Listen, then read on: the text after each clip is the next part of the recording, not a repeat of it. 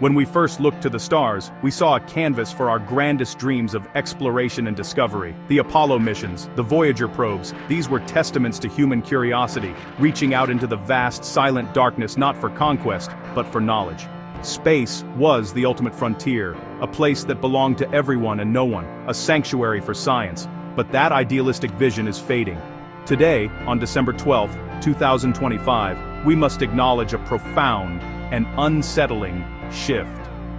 The heavens are no longer just a laboratory for understanding the universe. They have become the ultimate strategic high ground, a new arena for geopolitical competition, and, most alarmingly, a potential battlefield in what many are calling a new Cold War. This transformation didn't happen overnight. It began subtly, with the realization that whoever controls the orbits above Earth holds a significant advantage below. Military strategists have always sought the high ground, from hills and mountains to the skies with aircraft. Space is the logical and perhaps final step in that progression. From this vantage point, a nation can see everything, communicate instantly across the globe, and guide its terrestrial forces with pinpoint accuracy. The quiet, methodical placement of satellites for military purposes has been ongoing for decades, but the nature of these activities is changing from passive observation to active and potentially aggressive posturing.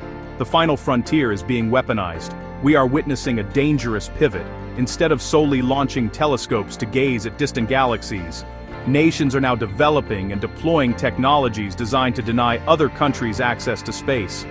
This includes weapons that can disrupt, disable, or even physically destroy satellites in orbit.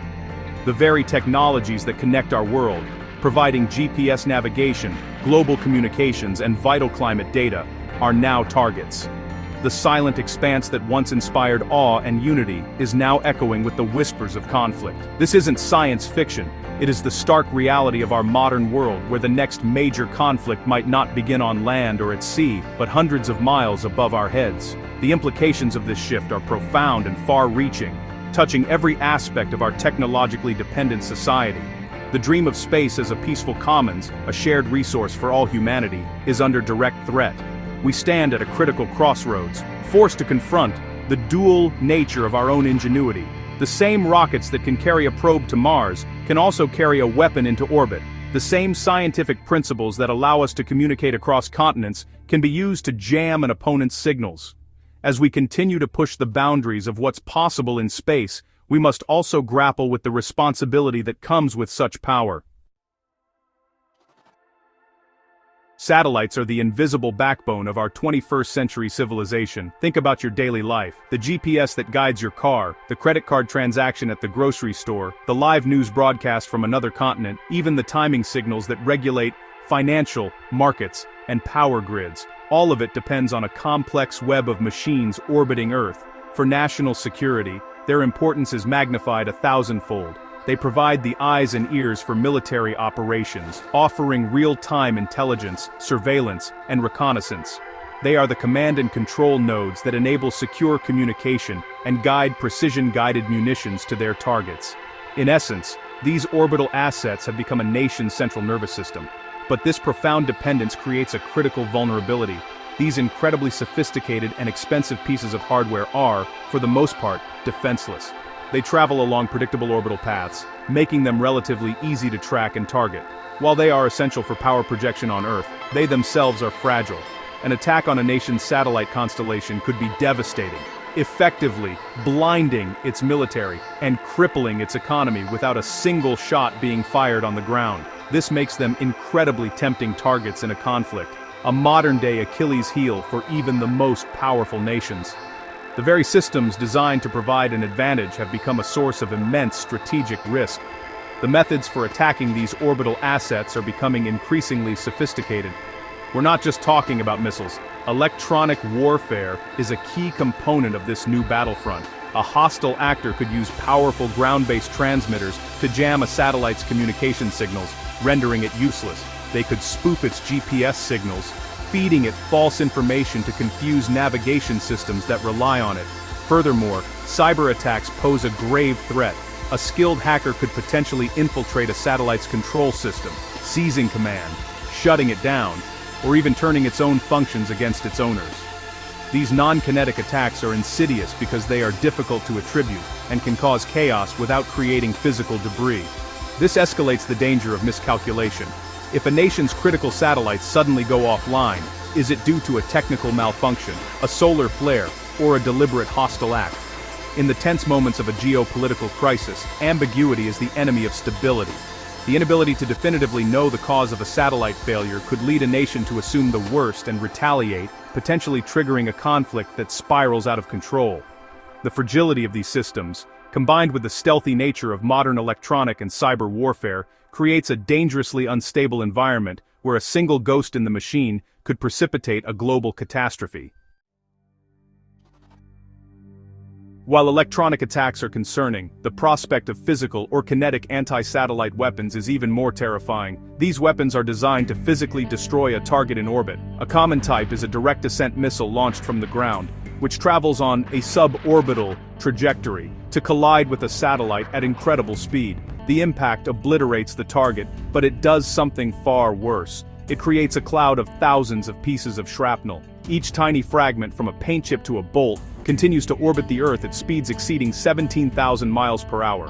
At that velocity, even a small piece of metal carries the destructive energy of a hand grenade. This brings us to a nightmare scenario first theorized by NASA scientist Donald J. Kessler in 1978. It's known as the Kessler syndrome. The concept is simple and chilling. As the amount of space debris in a particular orbit increases, the probability of collisions between objects also increases. A single collision can generate a cloud of new debris, which in turn increases the likelihood of further collisions. This can trigger a chain reaction, a self-sustaining cascade, where each collision creates more debris, leading to more collisions. The result would be a dense, lethal shell of shrapnel enveloping the Earth, making certain orbits completely unusable for decades, or even centuries. The danger is not hypothetical. In 2007, China conducted an anti-satellite test, destroying one of its own weather satellites and creating over 3,000 pieces of trackable debris, with countless more too small to monitor. Again, in 2021, Russia conducted a similar test, generating another debris cloud that threatened the International Space Station. These actions, while intended as demonstrations of military capability, were acts of profound irresponsibility. The debris they created does not discriminate. It threatens the satellites of all nations, as well as the lives of astronauts aboard the ISS. It's like poisoning a well from which everyone must drink. If a Kessler cascade were to occur in low Earth orbit, the consequences would be catastrophic. It would mean the end of our ability to safely launch new satellites, conduct crewed space missions, or maintain the infrastructure we rely on. GPS, global communications, weather forecasting, and space-based scientific research would all be crippled. We would effectively be trapped beneath a dome of our own making, unable to access the frontier we once dreamed of exploring. By weaponizing space with kinetic weapons, we risk creating a permanent self-inflicted wound, sacrificing the future of space exploration for the sake of short-term military posturing. It is a gamble with stakes that are unacceptably high for all of humanity. For most of the space age, the cosmos was the exclusive domain of superpowers. The high cost and complexity of launching anything into orbit meant that only national governments with immense resources, like the United States and the Soviet Union, could participate. This government-led paradigm defined the First Cold War in space. But today, the landscape is being radically reshaped by a new and powerful force: private commercial enterprise. Companies like SpaceX, with its Starlink constellation, Blue Origin, and Rocket Lab, have dramatically lowered the cost of access to space, ushering in an era of commercialization that has profound military and geopolitical implications. Starlink, in particular, has demonstrated the disruptive potential of these new players. By deploying a mega constellation of thousands of small, interconnected satellites, SpaceX has created a global broadband internet service. During the conflict in Ukraine, Starlink terminals provided vital communication links for the Ukrainian military after its own systems were disrupted, showcasing how a private company's assets could become a critical factor in a major war. This blurs the lines between civilian infrastructure and military capability. Suddenly, a private company's satellite network can be seen as a strategic asset by one side and a legitimate military target by the other. drawing the commercial sector directly into the crosshairs of international conflict. This new reality introduces a layer of complexity that Cold War-era strategists never had to consider. How does international law apply when a private company's assets are used for military purposes? Is an attack on a commercial satellite an act of war against the company's home nation? These companies operate globally, serving a multitude of clients, both civilian and government. This creates a tangled web of allegiances and vulnerabilities. A nation might hesitate to attack a state-owned military satellite, but it might see a commercial satellite providing support to an adversary as a softer, more ambiguous target, potentially lowering the threshold for conflict in space. The rise of these private titans means that space is no longer a simple bipolar or multipolar contest between nations. It is a crowded multi-stakeholder environment where corporate interests and national security are increasingly intertwined. These companies possess capabilities that, in some cases, rival or even exceed those of smaller nations. Their decisions about whom to provide service to, what data to protect, and how to respond to threats can have significant geopolitical consequences. The cosmic arena now has powerful non-state actors, and our frameworks for managing conflict and ensuring stability have not yet caught up to this new and complicated reality. The fundamental problem underpinning this new era of space weaponization is a legal and diplomatic vacuum. The primary international treaty governing space, the 1967 Outer Space Treaty, is a product of its time. Forged in the midst of the First Cold War, it wisely bans the placement of nuclear weapons or other weapons of mass destruction in orbit. However, it is largely silent on the issue of conventional weapons, such as the kinetic ASAT missiles and advanced electronic warfare systems being developed today. This legal gray area has created a permissive environment for militarization, a kind of celestial Wild West where nations are free to develop and test threatening capabilities with, few consequences. This lack of clear rules creates a dangerous potential for misinterpretation and accidental escalation. Without established norms of behavior, it is difficult to distinguish between a defensive maneuver and an aggressive act. For example, some satellites are being designed with robotic arms for on-orbit servicing and debris removal, a noble purpose. But that same technology could be used to grab, disable, or deorbit an adversary satellite. When one nation sees another launching such a service satellite, does it perceive a helpful space janitor or a potential space weapon?